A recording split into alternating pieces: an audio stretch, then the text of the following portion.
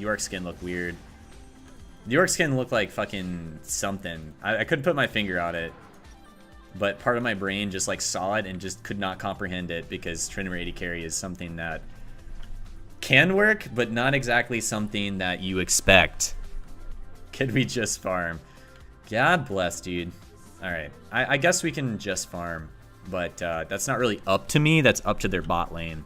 When you pick a melee support, you sometimes run into matchups like Zyra Caitlyn, where you just won't be able to farm because you get abused under the tower. So when you're double melee bot lane, they can just abuse you because they're double range. I mean, it's not up to me to just farm. It's unfortunately up to them. Suggested build for Sona these days. Thanks, Senpai. Dude, I have no idea. I haven't seen a Sona since like early 2016. I would probably say a lot of the items like Redemption are going to be good go-tos because their items are just broken right now.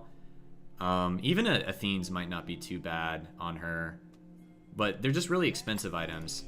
Like, not every game can you like afford to get in Athene's when you're playing support. Like, a lot of times you have 1 or 2 slots that you can build before the game is like over. So Redemption, Locket, Sightstone, those are all like really good things. Spell Thieves, even Talisman's not too bad right now. I would prefer Spell Thieves though because it gives you more lane presence. If we get to lane late as well, we're so screwed here because they're double ranged. Like, we have to get to lane and start pushing early because we don't want to get pinned under the tower. Because that's where you really get abused against...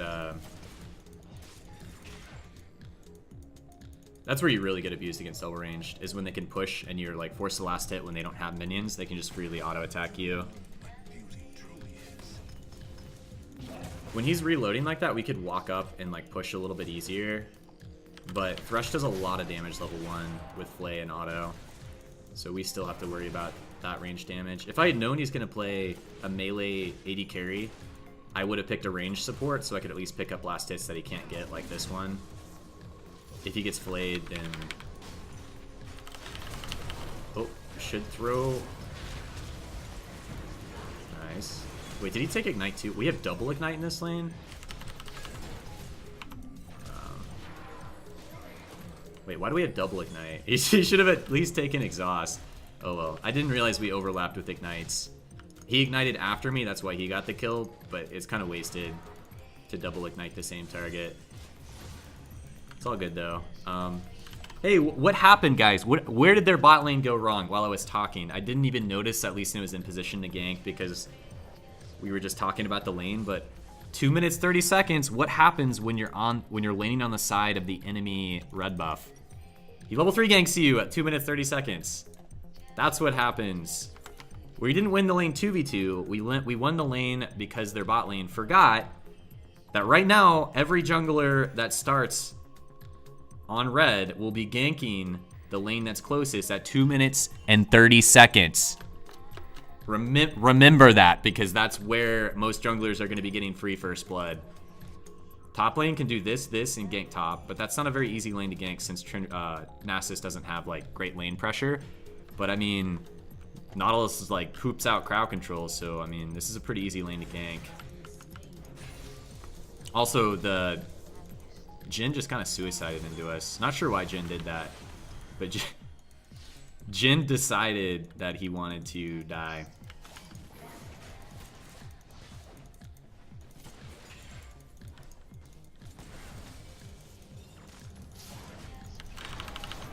Hey boy, you want to die?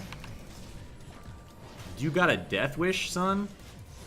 They pushed up without summoners, we still had flash. We didn't even need to lead with Anchor because he was in range for me to auto. Whoa, Tryndamere's so OP! Actually, just early ganks from jungler is OP because he comes back to lane with like items. I'm not gonna say that like melee champions counter ranged, but if you get a lead or you don't fall behind, then yes, something like a Tryndamere is gonna do more damage output and have better chase potential and better base stats than an AD carry can. Can we dive this? All right, let's try.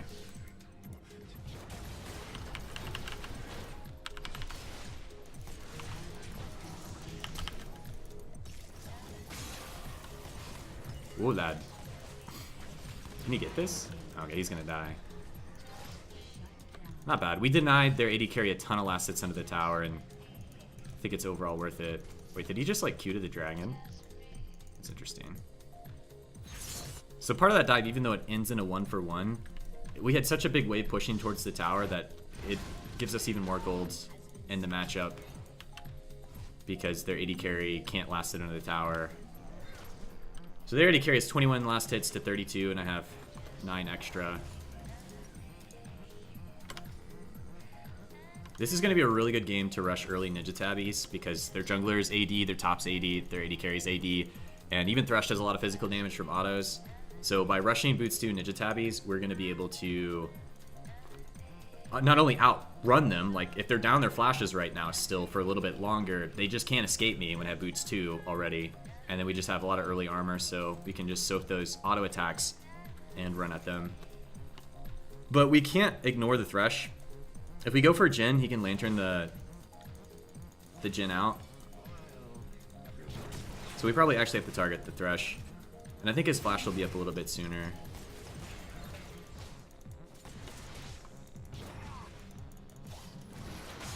Okay, I'm gonna have to shield. Just go for it, dude. Wait, Vi's here. That's LeBlanco. They just got trolled.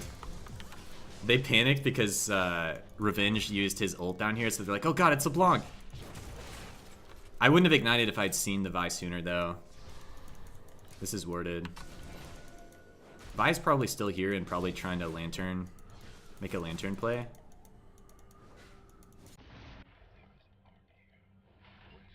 If we were sure Vi wasn't here, we can kill the Thresh. Like, we definitely can beat Thresh if I hook him and kill him with a combo. Alright, I guess I don't have enough damage. I'd need Tryndamere to auto and probably spin to kill him too. But because we don't know if Vi's here or not, we have to wait. Otherwise we might just give them a free kill. But he's sustaining up a lot from his potions and just having regen. Wubba dubba blubba blubba blubba dub. Wubba lubba bat badubba dub dub. 2 months in a row, welcome back. And Spaghetti, thanks for subbing. Actually, Vi is mid. He shouldn't have spun away, but he also took a bad trade. If we just like see that, we could go really aggressive. We might want to wait until I'm level 6 since we're so close, but just wait. I'm almost level 6. Ugh. Fuck. I should have saved the Q because now he's gonna come and gank.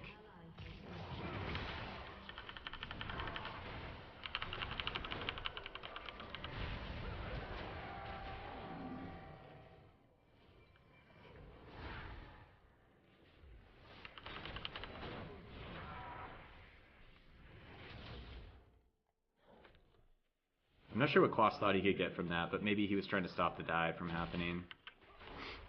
Yeah, that was a really bad Q for me. I threw it out before he had taken the Lantern, and I was hoping he would take the Lantern a little bit late, and I could just interrupt the Lantern with my Q. Because there's still a hitbox there. If they're taking the Lantern, you can still Blitzcrank hook them if you time it right. But I didn't want to go in. Like, I think it should have... Like, Tryndamere should have just waited till I was 6, because we didn't even need Lee at 5-6. I could just lead with the ultimate, and then just follow up really easily, and we can just pick up 1 kill. No questions asked at all. But Lee hits... Or Tryndamere hit 6, sorry. When Tryndamere hit 6, he wanted to fight, but I was so close to 6, he should have just waited. Because it's not like they're going to go anywhere. If they give up the tower, we get the free first tower. We could just dive them with the ult and just guarantee it works because I have my ult. It's a lot of damage. It's like 200 damage. Plus extra CC.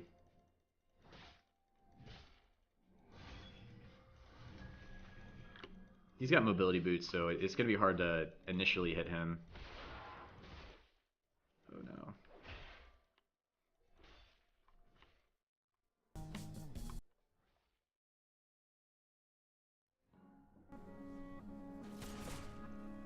Still the same problem though. If we don't go for Thresh first, he gets the Lantern.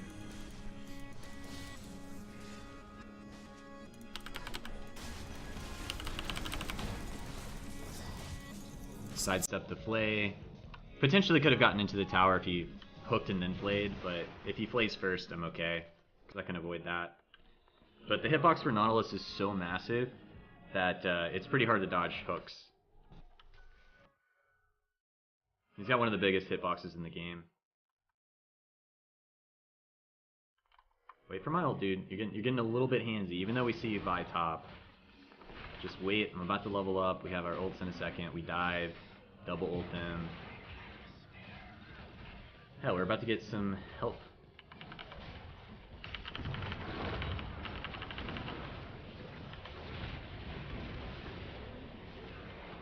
Ult. There you go. Ideally, Tryndamere would have gotten Tower Aggro before me since he's got that ult. But, you know, I'm going to lead the charge with my CC anyways. I can't wait for Tryndamere to go in. We can easily pick up Dragon now. Hit it. Don't go in right away. You should have waited because now you get knocked out. You lose damage. Spread out so that we aren't taking splash damage. I'll tank it because I'm going to go back. Whoever tanks the Dragon should, or, you know, if you're going to back, you should be the one tanking it, no matter what position you're in. So that, like, if Lee Sin tanks it, you'll have to, like, go through and make plays with lower HP, whereas I'm just going to go back. I guess he's going to go back too, so it doesn't matter. But whoever, you know, who's tanking the Dragon is important to consider, because if you're going to stay after doing Dragon, you'd obviously want to be healthier. So it makes sense that I should be tanking, but Lee is going back to you. Small Fries, thanks for subbing. Smalls Fry. Welcome to the channel. Alright, so bot lane goes top after taking the first tower. This is different than mid, going mid, because it's usually easier to take the top tower and pressure this lane since it's longer. Pressuring mid and going mid is difficult now. It's easier to defend that. Dang, our top laner is 0-4. Okay, he knows I'm here.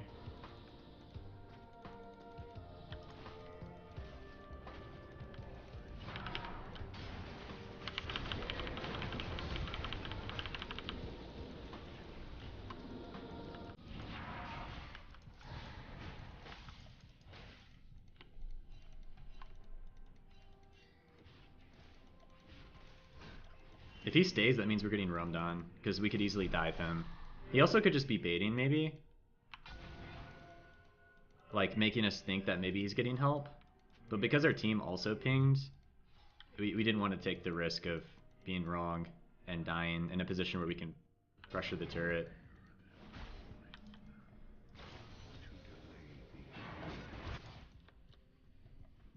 Should be okay. He didn't actually back. Probably stop his back maybe. Guy's coming up here.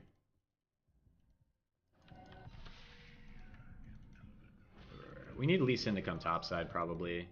He's going bot lane to kill that guy though. It's all good. We can obviously just wait, but until we get help here, we don't want a 2v2. Wait, what are you doing, dude?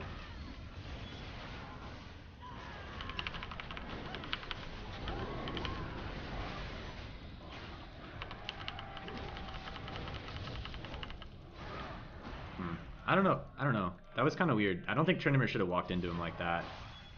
Because even it, like, if I hits the Q, then we're in some serious trouble. Let me tank it.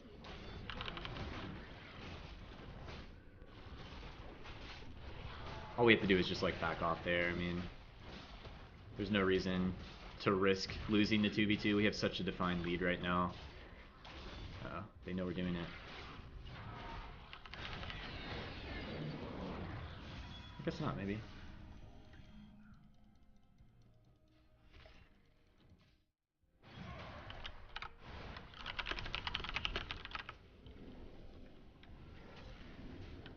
This is the last outer turret. Dragon won't be up for a little while, so this is the play area. Big plays for days are going to be on top lane.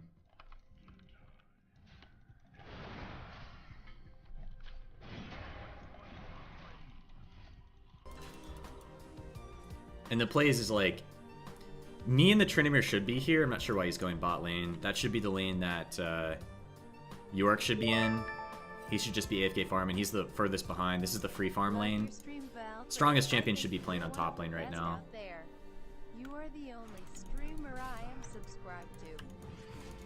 Hey, what's up, Shadow Spectre 117, 2 months. Welcome back.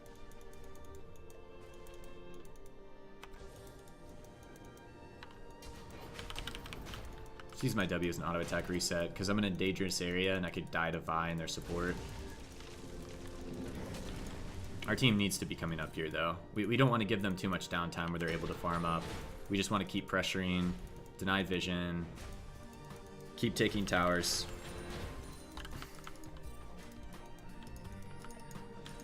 They have 4 people bot lane. We should be getting this turret. This is not a good time to be trading blues. They have too many people on the bot side. We can easily brute force this. If it's just Nasus holding top, we dive and take the tower. You should trade the blues after this play because this is a time sensitive play. They might have time to run up here.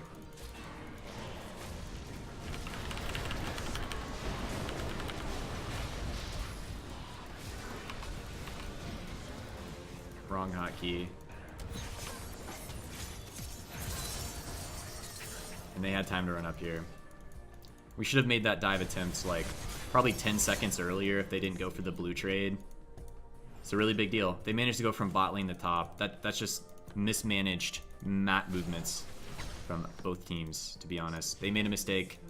We rotated slowly. We're still like coming out of the play a little bit even, but we should be further ahead. But we're trading shutdowns. That's why it's worse to be in this position. I can grab the wave, but Dragon's gonna be up soon. Like staying topside now means we might like trade a Dragon for a top tower, which is okay. I mean, it's not the worst trade, but like, why are you trading objectives when you have the lead? Like, stop farming the jungle when you're jungling.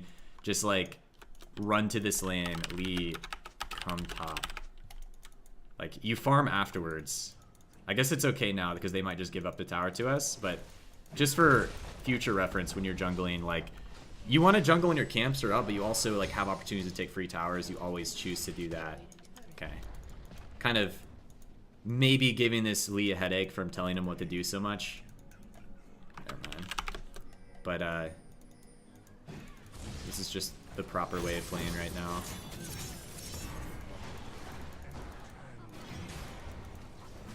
Go to Dragon now.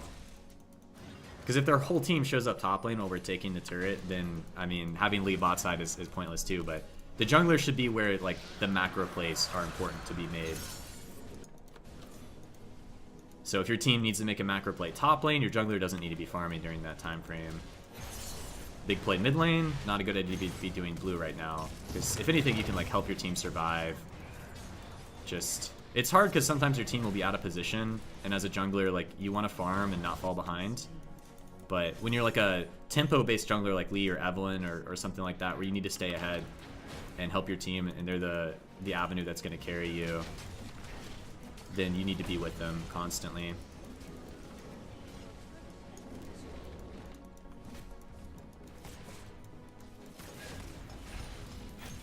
They're going to back off. I mean, we have time to. Oh my bad. Could have grabbed that Thresh. It's hard to kill him with the rest of their team still being in the area, but we could probably burn a summoner of his.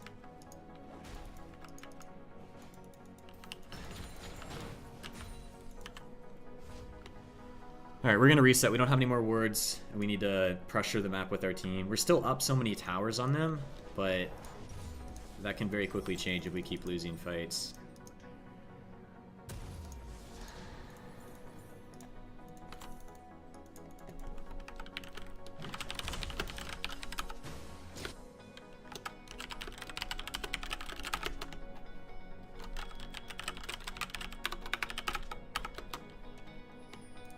York is the weakest person on our team. We want him to catch up. He's also the teleport user. So, and making plays can be as simple as just killing someone that's going to ward and just being in an area where they can't make plays. Because if you outnumber them, if they run into you, you win. So you can kind of like deny your opponent's potential plays by just being in a certain area. So LeBlanc's looking for a roam opportunity. If I go with LeBlanc, we're more likely to get a kill. For some reason, I'm like the dedicated person to hold the lane mid. She's gonna get another kill, nice. Okay, let's go for mid tower. We got a pick. It's one person dead. I mean, we could do Baron, but I mean, we don't need to. If they stole Baron somehow.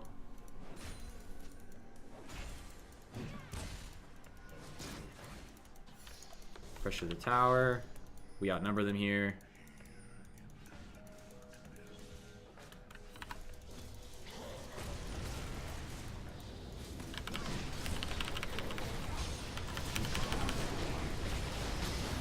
Outnumbered. Free kill. 4v1. Easy.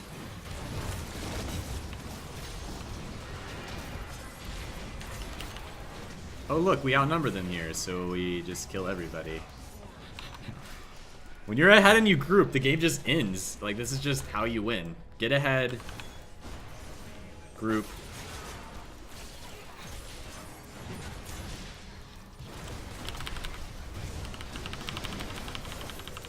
Watch out for picking up the dagger. Take the inhib.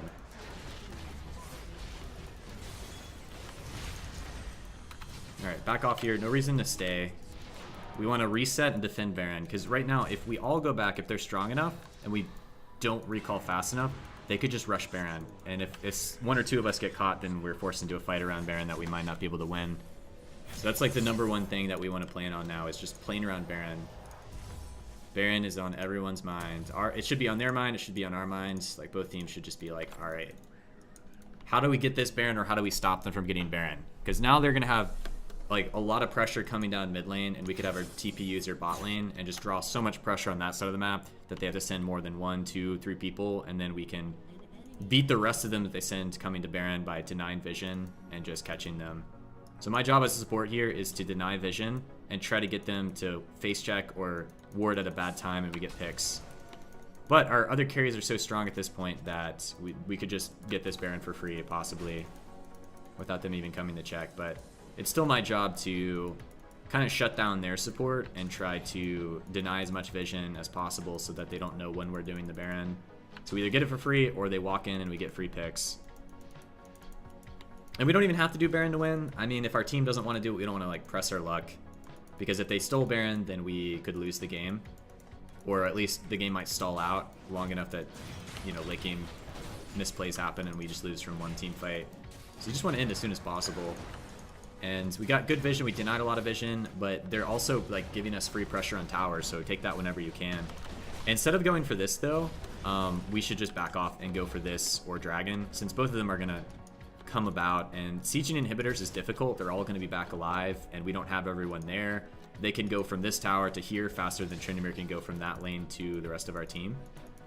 So just keep the lanes pushed in in this mode, like safely. When you're not grouped, you wanna not press too hard. We can go for this tower, or we can just draw them out of their base by doing Baron. I think the best call here is just to go do Baron, because even as strong as we are, our champions aren't very good at diving, because we don't have like a lot of range poke. It's really just on LeBlanc. Everyone else is melee. We could dive, but then that's a lot of times how you throw, is when you have to deal with inhibitor tower damage as well. Just come here. They really don't have any vision. Like, their support hasn't been out here in like 5 minutes. Just swept again to make sure that I didn't miss anything.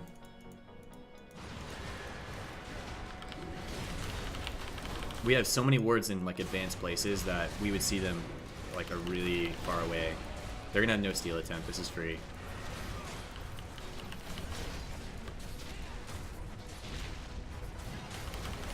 Okay, now we want to siege with the Baron. We get a free dragon. If Tryndamere was like pushing, it would be a bad time to push since we're deviating so many resources. He doesn't need to distract since no one in their team was coming. Neither did LeBlanc. I mean, they should just be staying closer to us so that we can aid them if they do get caught from a lot of crowd control. At this point, I'm mostly just like talking you through the steps because it's important to hear, but we don't have to play perfectly to win because of the advantage we've generated. Like, both Tryndamere and I won bot lane hard enough, and we rotated and had the perfect... Okay, not the perfect, but we had really good macro play movement, and their bot lane never followed up, so we got free towers from that. It doesn't matter if they have, like, the rank 1 player in their team. He, like, crushed our York, but it doesn't matter. We had better macro movements from bot lane, and that's how we carried. And Lee Sin also had really good gank spot, which helped us. He had less than perfect macro movements mid-game. He should have been following up more with where Tryndamere and I were rotating to.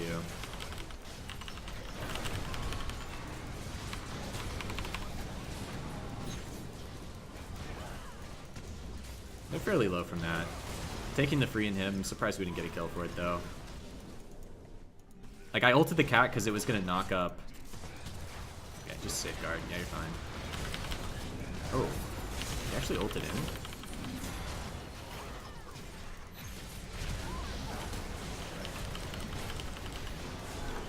Hey, got a kill. KS. Oh, this is interesting.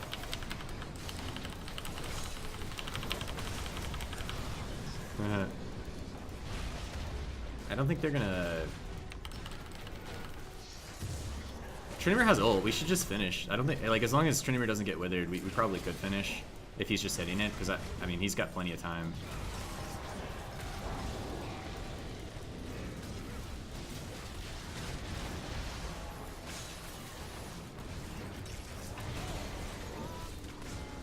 Hey...